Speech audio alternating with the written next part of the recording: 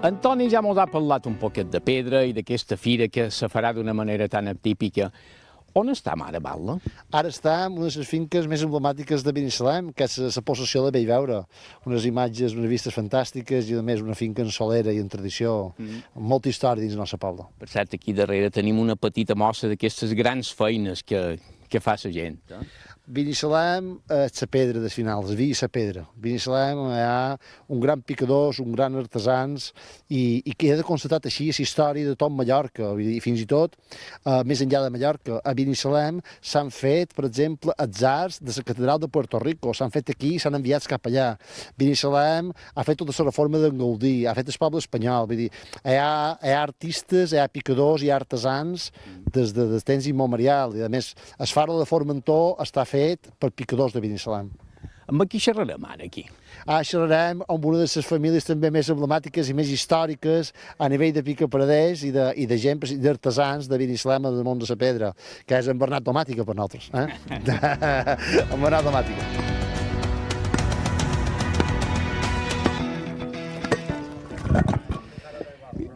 I de vinga.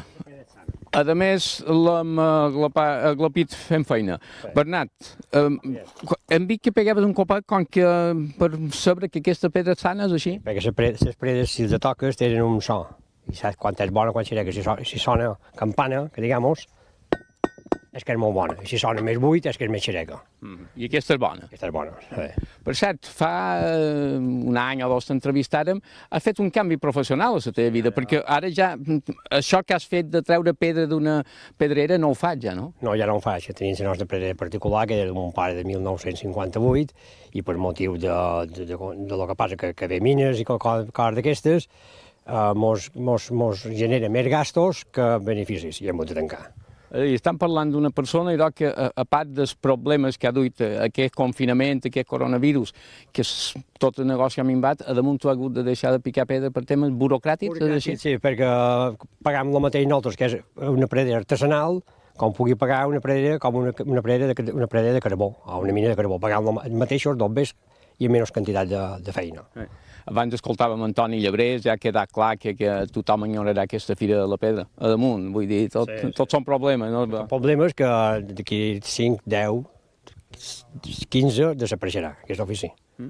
Bé, el Manco, la Fira de la Pedra, fa el que pot, fa la funció que pot. Sí, és més normal de la Fira de la Pedra que ens donem a conèixer, tant si són empresaris com si són artesans, com artesans, ens donem a conèixer, i és un mirall però que ens donem a conèixer. Supos que per l'edat que tens i tenim, potser la Fira d'enguany, que serà un poc virtual, no la podrà viure en tota la intensitat que voldries. Segur que no, però almenys se fa alguna cosa, almenys no quedarà oblidat. I el Manco espera que el 2021 la puguem viure com toca. El 2021 que podem tornar a fer una fira normal i corrent i que vengui gent a gaudir de la nostra feina que fem, almenys que ja és una cosa que és artesanal i que ja queda poca cosa. De res, Bernat, ànims i continua fent feina. Moltes gràcies.